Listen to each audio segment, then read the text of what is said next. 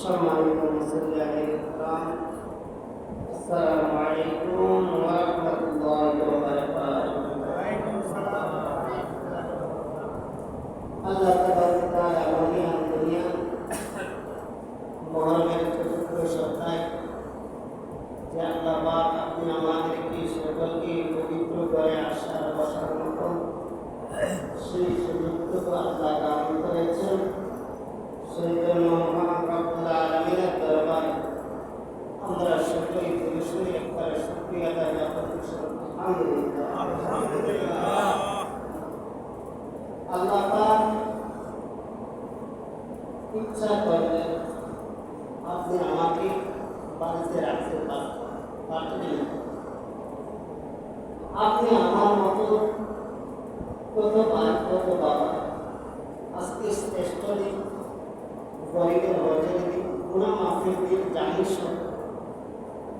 জানার সত্য গিয়ে দেখে দোকান ঘাটে বসিয়ে সময় দিচ্ছে, রাস্তাঘাটে বসিয়ে সময় দিচ্ছে, ঘরে বসিয়ে সময় দিচ্ছে। ওই সময়টা দিছে কে? এই সময়ে দিচ্ছে যাত্রা, সময়ের কি মূল্য আছে কিনা? সময়ের মূল্য আছে। এই সময়ের ভিতরে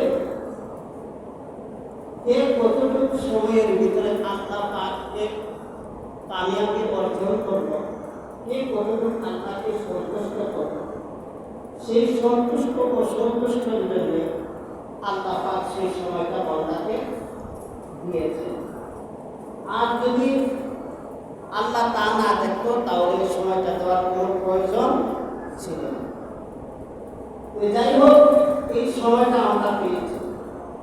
আল্লাহ পাক আপনি আমাকে দয়া করতে মায়া করেছে, সেই কারণে আমরা আল্লাহর মসজিদে আসতে পারছি।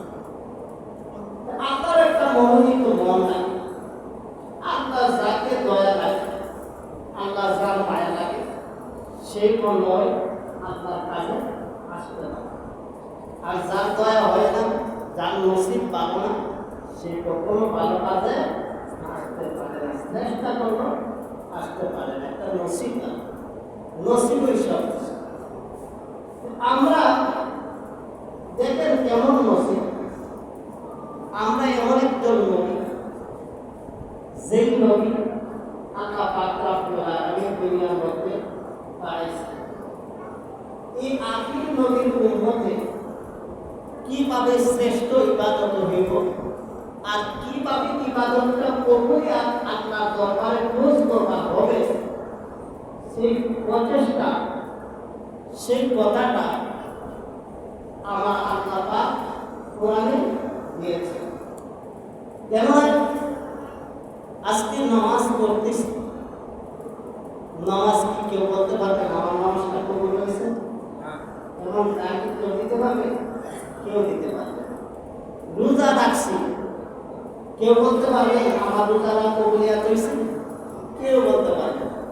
রোজা, হজ, যাকাত, ইসলামের মাকাম যেন 5টা: কলিমা, নামাজ, রোজা, হজ, যাকাত। আমরা নামাজ করি, রোজা রাখি, হজ করি, যাকাত করি, যাই কিছু করি, আমরা কোনো গ্যারান্টি দিয়ে বলতে পারবো না আমরা এটা কবুল হয়েছে। কেউ বলতে পারবে? তবে আমার আল্লাহ একটা জিনিস বলেছে, আমার আল্লাহ কি নামাজ পড়ে?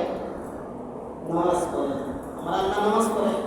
নামাজ পড়ে না। নামাজ তো বন্দার উপর আল্লাহ ফরজ করেছে, বন্দা পড়ার জন্য। আল্লাহ কি রোজা রাখে? রোজা রাখে না। আল্লাহ কি হজ করে? হজ রাখে, হজ করে না। হজ, রোজা, কালিমা যা কিছু আছে আপনি আমার উপরে আল্লাহ বিধান করে দিয়েছেন। তবে আল্লাহ পাক একটা জিনিস আমি করি, তোমরাও করো, এইটা আবার করো না। এটা আবার কোন ধরনের বিধান? আমার আল্লাহ কোরআনে বলেন, ইয়া আইয়ুহাল্লাযীনা আমানু। আল্লাহ কারে ডাকতেছেন? ঈমানদার। আল্লাহ কারে ডাকতেছেন? আমার কথাগুলো বুঝেন? আল্লাহ বলছেন সর্বপ্রথম ঈমানদার। আল্লাহ তো ইয়া আইয়ুহাল্লাযীনা আমানু না বলে, আল্লাহ তো বলতে পারত ইয়া আইয়ুহান নাস, এই সমস্ত মানুষ। আল্লাহ বলতে পারত কিনা?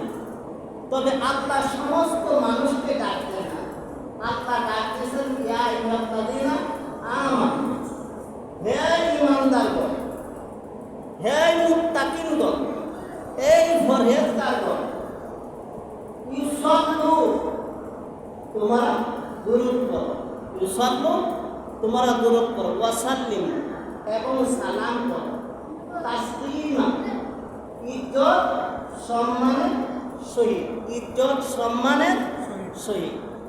ইয়া আইয়ুহাল্লাযীনা আমানু সাল্লু আলাইহি ওয়া সাল্লিমু তাসলিমা, তোমরা ইজ্জত সম্মানের সাথে আমার বন্ধুর উপরে দুরূদ এবং সালাম। এখন দুরূদ সালাম কি এটা তো বুঝতে হবে।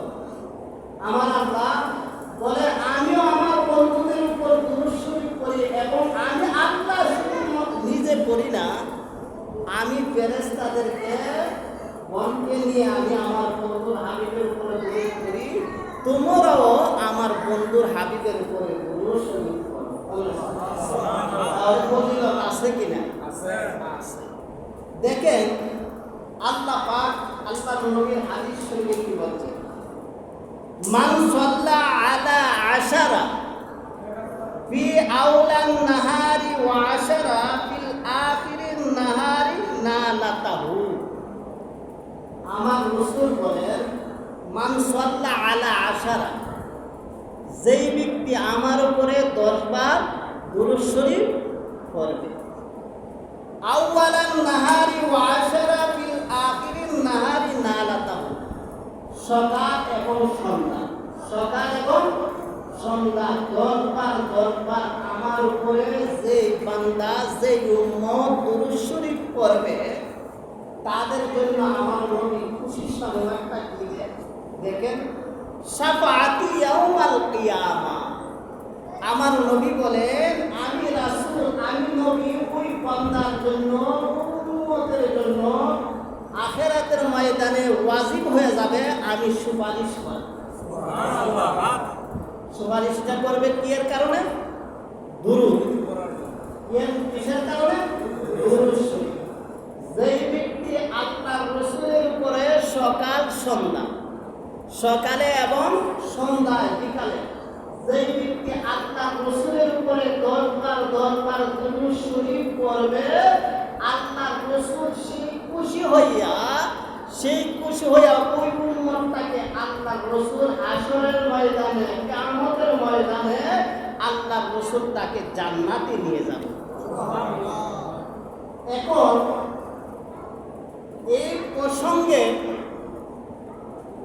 একটা তাফসীর আছে, একটা ঘটনা আসছে। আল্লাহর রাসূল একজন সাহাবী বলতেছেন, হযরত কাব রাদিয়াল্লাহু তাআলা আনহু আল্লাহর রাসূলের দরবারে আরজ করতেছেন, ইয়া রাসূলুল্লাহ, ইয়া হাবিবাল্লাহ, আমি জানতে চাই আমার অবসর সময়ের ভিতরে আমি আপনার উপরে দুরূদের সময় আমি ব্যয় করতে চাই, আমার অবসর সময়টা আপনার উপরে দুরূদের আমি ব্যয় করতে চাই। আল্লাহ রাসূল বলেন, তোমার যতক্ষণ খুশি ততক্ষণ পড়ো, তবে বেশি পড়লে ভালো। এইভাবে 3 বার বললেন। 3 বারের মাথায় সাহাবী বললেন, জাআতু আওকাতি কুল্লাহা ইয়া রাসূলুল্লাহ, ইয়া হাবিবাল্লাহ, আমার 3 ভাগের 1 ভাগও নাই। এখন আমি চাই আল্লাহর রাসূল আমার সমস্ত সময়টা আপনার দুরূদে, আপনার মহব্বতে, ভালোবাসায় আমার সমস্ত সময়টা ব্যয় করে দিন। তখন রাসূল বলেন, ইজা ইয়াকফি হামাকা ওয়া ইয়াগফির লাকা যামবিক, এখন তুমি পূর্ণ ঈমানদার হয়েছো এবং তোমার সমস্ত গুনাহ আল্লাহ মাফ করে দিয়েছে। সুবহানাল্লাহ। কতটুকু ফজিলত আল্লাহর রাসূলের দুরূদে। আর এই দুরুদের প্রতি আমরা গাফিলতি আছি।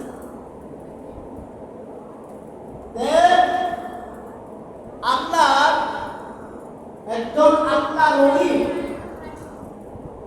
মদিনার শরীফ আল্লাহর ওলি সিদ্দিক রহমাতুল্লাহি আলাইহি অত্যন্ত বুজুর্গ দরজার একজন ওলি ছিল।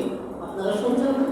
আল্লাহর ওলি সিদ্দিক রহমাতুল্লাহি আলাইহি বলেন, আল্লাহর ওলি সিদ্দিক রহমাতুল্লাহি আলাইহি যখন হজের মৌসুমে হজ গেলেন, একজন যুবক হজ গেছে।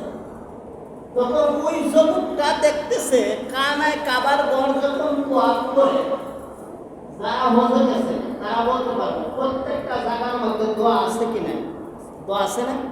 দোয়া আছে। কোন জায়গায় কোন দোয়া বলা, কোন জায়গায় কোন নিয়ম বলা, কোন জায়গায় কোন দোয়া করে আসতে হচ্ছে, প্রত্যেকটা জায়গার মধ্যে দোয়া আছে। আল্লাহ ওই সিদ্দিক রহমাতুল্লাহি আলাইহি দেখতেছে ওই যুবকটা যে যে জায়গার মধ্যে দোয়া আছে এই দোয়াগুলো বাদ দিয়া দিয়া শুধু দুরূদ শরীফ পড়তেছে। কি বলতেছে? দুরূদ শরীফ।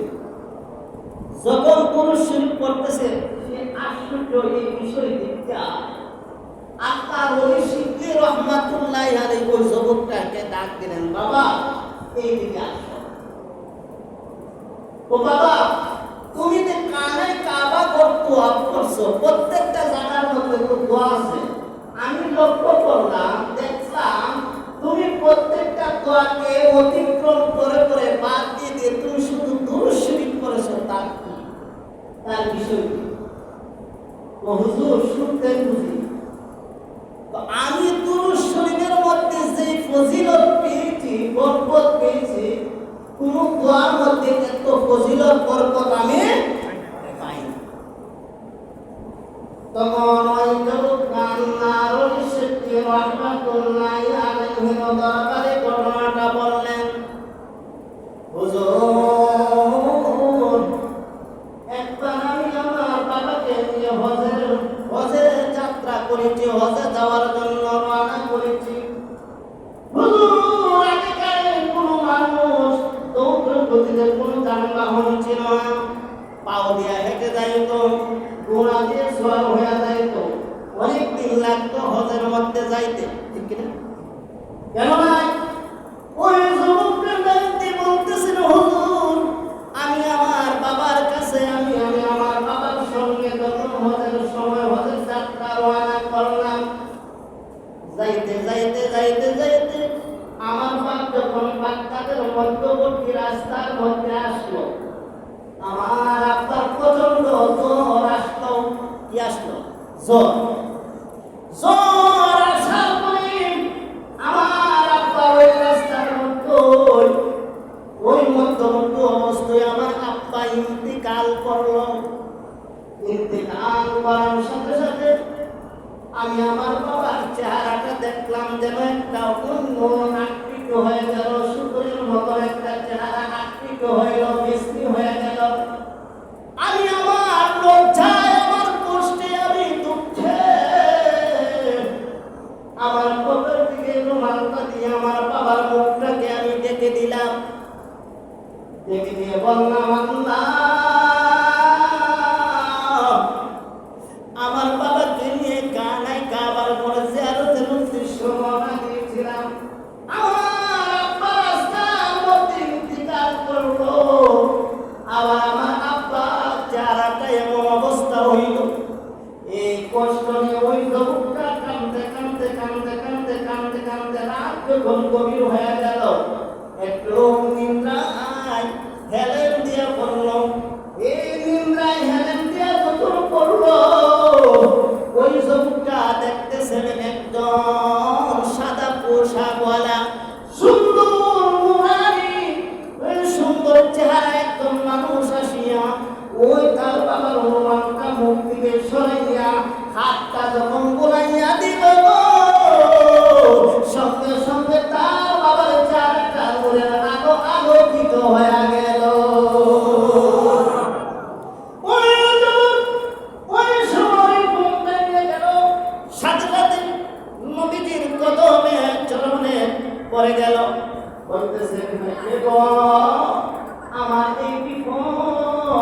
কষ্টের মধ্যে।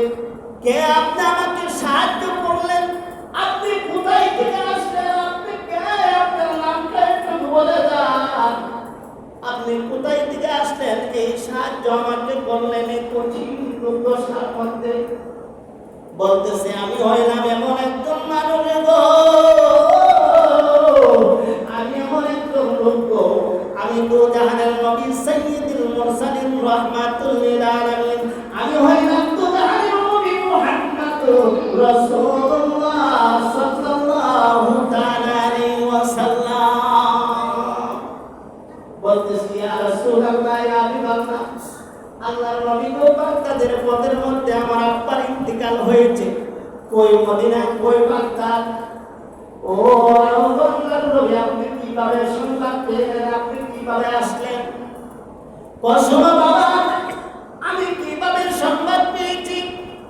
তোমার আব্বা যখন প্রতিদিন এশার নামাজের পর নামাজ আদায় করিয়া যখন নিদ্রায় যাইত, ঘুমিয়ে যাইত, ওই ঘুমের অবস্থায় বাবা রে প্রায় সময় আমার উপরে 300 বার দুরূদ শরীফ পড়ত। কি বলতো? দুরূদ শরীফ। ওই দুরূদ শরীফ যখন তোমার বাবা পড়তো, আমার কাছে একদম ফেরেশতা প্রতিদিন তার দুরূদ শরীফ পৌঁছাইতো। যখন আজকে আমার কাছে তার দুরূদ শরীফ পৌঁছলো না, তখন আমি ওই ফেরেশতাকে জিজ্ঞেস করলাম, ও ফেরেশতা, আমার এমন আশেক একটা বান্দা ছিল গো, আমার একটা উম্মত ছিল, তার দুরূদ কেন আমার কাছে পৌঁছতেছে না? তার কারণ কি? তখন ফেরেশতা ডাক দিয়ে বলেন, ইয়া রাসূলুল্লাহ, ইয়া হাবিবাল্লাহ, আল্লাহর নবী আপনি সংবাদ পেয়েছেন, বাবার কথা নেই। কি হয়েছে? আমার নবী বলেন, ও গো আল্লাহর নবী,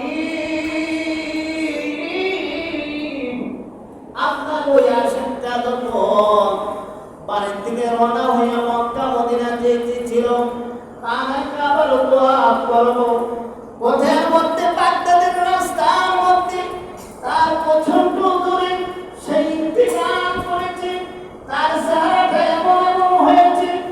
ওই কথা শুনিয়েছি, শুনিয়ে আমি রাসূল বরদাস্ত হইল না, আমার এমন একটা আশেক উম্মত বিপদে পড়ব, আর আমি রাসূল মদিনাতে থাকবো, এটা আমার হয় না, আমি আর বরদাস্ত করতে পারি না। আমি সঙ্গে সঙ্গে মদিনা থেকে তোমার বাবার কাছে বাগদাদে এসে পৌঁছে গেলাম। কত বড় হদিল! ওই কারণে বলেন, কবি বলেন, ওই নবীর মহব্বতে মিলাদ করিয়া মন যদি দিতে হয় নবীকে দিও, বানো যদি বাসতে হয় নবীকে বাসো। উম্মতের কষ্ট যাত না নবী সইতে পারেন না, উম্মতের কষ্ট যাত না নবী সইতে পারেন না, ওই নবীর মহব্বতে মিলাদ করিয়া মন যদি দিতে হয় নবীকে দিও, বানো যদি বাসতে হয় নবীকে বাসো। নবীর ভালোবাসা দরকার আছে কি নাই? নবীর উপরে দুরূদ পড়া দরকার আছে কি নাই? তখন ওই দয়াল নবী মদিনায় রইলেন না, তখন বললেন, ও নবীজি, আমার বাবার দুরূদের কারণে আপনি মদিনা থেকে বাগদাদে আসিয়া সাহায্য করলেন। তুমি জানতে চাই আমার বাবা দুরূদ শরীফ পড়েছে, তবে আমার বাবা এত নেক আমল করার পরে আমার বাবার চেহারাটা কেন এরকম হইল? আমার নবীজি ডাক দিয়ে বলেন, তোমার বাবার চেহারাটা এরকম হওয়ার বিস্তৃত হওয়ার কারণ হচ্ছে তোমার বাবা কিছু সুদ ঘুষের মতো জড়িত ছিল। কিসের মধ্যে?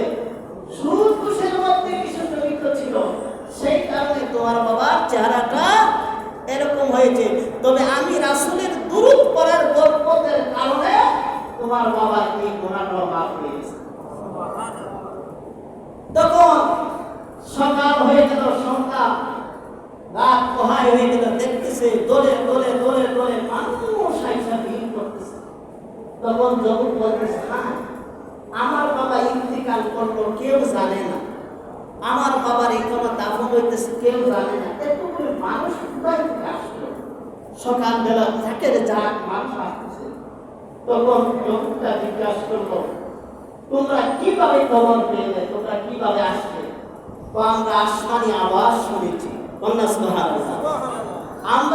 আসমানি আওয়াজ শুনেছি, আর বলতেছে এমন জায়গা একটা ব্যক্তি ইন্তিকাল করেছেন, তার জানাজার যদি তোমরা শরীক হও তাহলে তোমাদের সমস্ত গুনাহ তার জানাজার শরীক হওয়ার কারণে আল্লাহ মাফ করে দিবেন।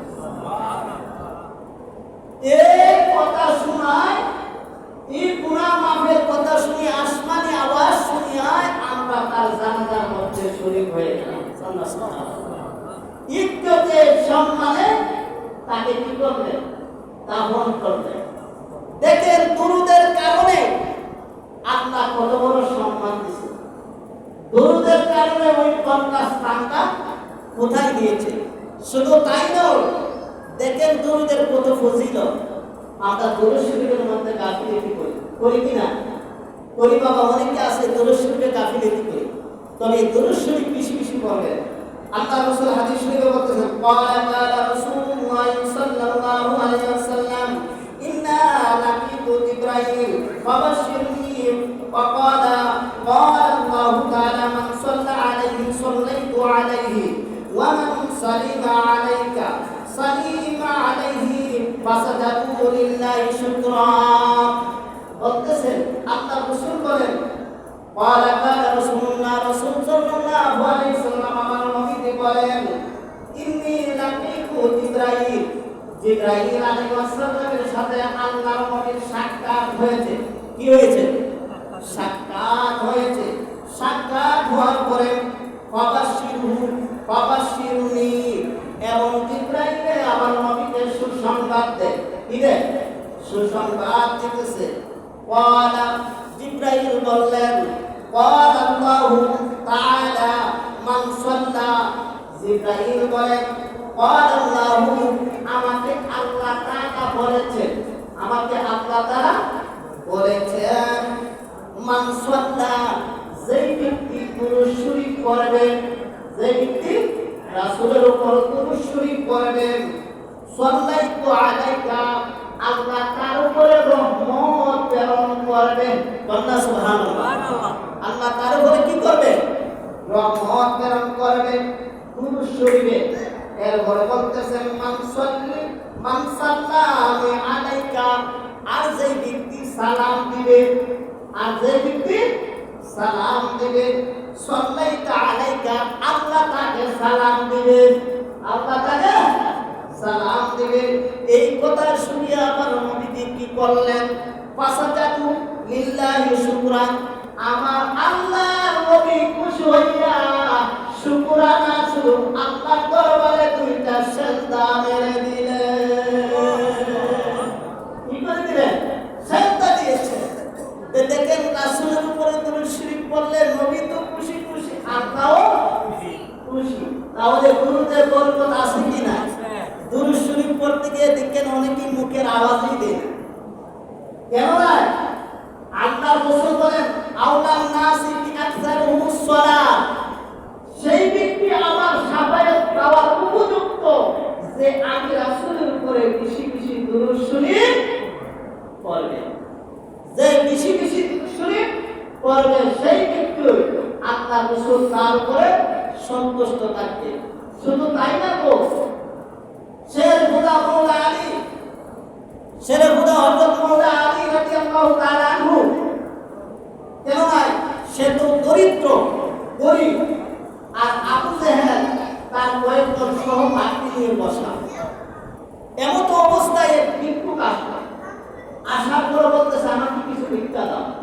তখন তারা টিটকারি মশকারি করলো, ও যাও আলী রাদিয়াল্লাহু আনহু তার আন্তর্মহলে পয়সা আছে, ওইখানে গেলে তোমাকে বড় ধরনের উপকার দিবে, বড় ধরনের তোমাকে অনুদান দিবে। এই কথা শুনিয়া ভিক্ষুকের তো আসছে, এখানে একটা দেশের মধ্যে আসছে, ওনার পরে খুশি। তখন আবু জাহেল এই কথা বললেন, যখন আলী রাদিয়াল্লাহু আনহু মহল গেলেন, গিয়ে বলতেছেন, হুজুর আমাকে কিছু আল্লাহর রাস্তায় দান করেন। তখন বলেছে, তোমাকে কে পাঠাইছে? ওইখানে একজন লোক পয়সা আছে, আমাদেরকে পাঠাইছে, কয়েকজন লোক। তখন আলী রাদিয়াল্লাহু তাআলা আনহু মনে মনে চিন্তা করতেছে, হায় হায়, আমার তো দেওয়ার মতো কোনো কিছু নাই, আমি কি দিব? ওই ভিক্ষুকটা তো অত্যন্ত আশা করে আসছে। তখন বললেন, তাহলে তোমার দুইটা হাত উত্তোলন করো, তোমার হাত দুইটা সরাও। সরানোর পরে আলী রাদিয়াল্লাহু তাআলা আনহু 10 বার করে দুরূদ শরীফ পড়েছেন। সুবহানাল্লাহ। 10 বার করে যখন দুরূদ শরীফ পড়েছে, তোমার হাতের মুঠটা বন্ধ করো, বন্ধ করে তোমার এই হাতের মুঠটা খুলতে পারবে না। ওই যারা বাড়াইছে তাদের সামনে যাইবা। যখন গেল, আবু জাহেল বলতেছে, তোমার ভিক্ষা দিছিনি? ও দিছে। তো কি দিছে? আনুষান দিকি। যখন আমরা দেখতেছে তার হাতের মধ্যে হীরা। কন্যা সুবহানাল্লাহ। হীরা কি সস্তা না দামি? হীরা যখন পাইল, আবু জাহেল বলে, আলী রাদিয়াল্লাহু আনহু একদিন খাইতে 3 দিন অনাহার থাকে, কি হীরা পাইল কিভাবে তার হাতের মধ্যে আসলো? তখন আলী রাদিয়াল্লাহু তাআলা আনহু ওই আবু জাহেলের সাথে যে কয়েকজন আসছিল, এরা শহরে, আবু জাহেল শহরে গেছে। আলী রাদিয়াল্লাহু তাআলা আনহু হুজরা গিয়ে বলতেছেন, ও ভাই, তোমরা যে আমার দরবারে আমার কাছে পাঠাইছিলেন, আমার কাছে যখন ভিক্ষুকে হাত পাতিল, আমি দেওয়ার মতন কোনো কিছু নাই। তবে আমি এখানে সহিত মহব্বতের সহিত ভালোবেসে আমার নবীজির উপরে 10 বার দুরূদ শরীফ পড়িয়া তার হাতের মধ্যে প্রতিটি দুরূদ শরীফের বরকতে আল্লাহ তার হাতের মধ্যে হীরা বানায়া দিয়েছে। হীরা বানায়া দিয়েছে। দেখেন আল্লাহ কি বরকত, ফজিলত। আল্লাহ পাক আমার রাসূলের মহব্বত, প্রেম, ভালোবাসা আমরা দরকার আছে কি না? প্রেম ভালোবাসারে কি আর দুরূদ শরীফ বেশি বেশি পড়বেন, নামাজ কাম করবেন, নামাজ পড়ার দরকার আছে।